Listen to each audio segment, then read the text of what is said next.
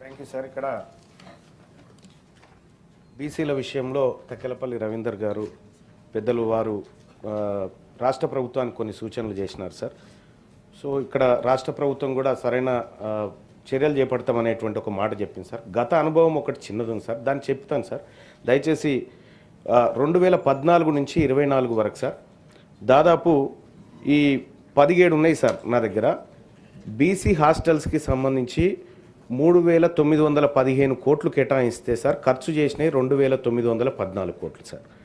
ఇట్లా చెప్పుకుంటూ పోతే ఎంబీసీ కులాలకు 35 కులాల కార్పొరేషన్ 2017లో ఏర్పాటు చేస్తే 3,850 కోట్లు కేటాయించి 19 కోట్లు ఖర్చు పెట్టినారు సార్ గతంలో.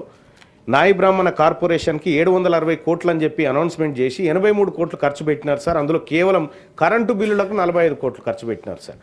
అలాగే వడ్డెర కార్పొరేషన్కు 70 కోట్లు అని చెప్పి పెట్టినారు సార్, కేవలం 17 కోట్ల రూపాయలు ఖర్చు పెట్టినారు సార్. గతంలో జరిగిన అనుభవం సార్ మాకు.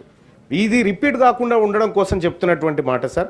సగర కార్పొరేషన్కు 33 కోట్ల 84 లక్షలని పెడితే కేవలం 4 కోట్లు ఖర్చు పెట్టారు సార్, కేవలం జీతభత్యాలకే సార్. ఇది కేవలం ఏది నామకే వాస్తే కార్పొరేషన్లు ఏర్పాటు చేయడం, దానికి నిధులు లేకపోవడం, విధులు లేకపోవడం, దానికి ఒక అటెండరు, ఒక డ్రైవరు, ఒక కారు, ఇంతకే తప్ప కానీ దాని ద్వారా ఏం ఫలితాలు సాధిస్తున్నాం అనేటువంటిది ఇప్పటి వరకు రివ్యూ కూడా జరగలేదు సార్.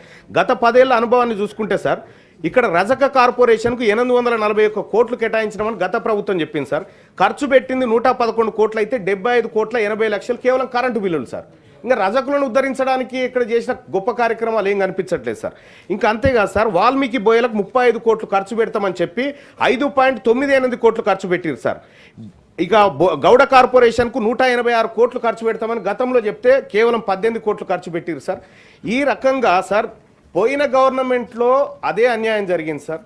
ఈసారి ఉన్నటువంటి కాంగ్రెస్ పార్టీ ప్రభుత్వం దయచేసి 14 to 24 డేటా చెప్తున్నా, అంతకంటే ముందు ఇంకా ఆయన తగ్గతి లేదు. అయితే ఇప్పుడున్నటువంటి ప్రభుత్వానికి నేను చేసేటువంటి సూచన ఏంటంటే సార్, ఏదైనా చెప్తే చేయండి సార్. కేవలం కాగితాలకు పరిమితం అయితే దానివల్ల మా బీసీలకు వచ్చే ప్రయోజనం లేదు. కేవలం ఈ సభలో చర్చించుకోవడానికి తప్ప దేనికి పనికి రాకుండా ఉంటుంది. ఓ స్పష్టత ఉండాలి, ఓ టైం బౌండ్ ఉండాలి. మేము ఈ బడ్జెట్లో దీనికోసం ఇంత ఖర్చు చేయబోతా ఉన్నామంటే అంత ఖర్చు చేసి తీరాలి సార్. ఇక్కడ అంకెలు వేరే ఉంటాయి, అమలు వేరే విధంగా ఉంటుంది సార్. దయచేసి రాష్ట్ర ప్రభుత్వానికి నేను రిక్వెస్ట్ చేస్తా ఉన్నా సార్, ఒక నిర్దిష్టమైనటువంటి ప్రణాళిక మీ దగ్గర ఉందా? ఇంత కేటాయింపు జరిగితే ఇంత ఖర్చు చేయబోతున్నాం, ఖర్చు చేయకపోతే ఈ నిధులను వచ్చేసారికి బదలాయించేటువంటి సప్లాన్ విధానం ఏమన్నా మీ దగ్గర ఉందా? దయచేసి ప్రభుత్వాన్ని తమ ద్వారా అడుగుతా ఉన్నాను సార్. బండ ప్రకాష్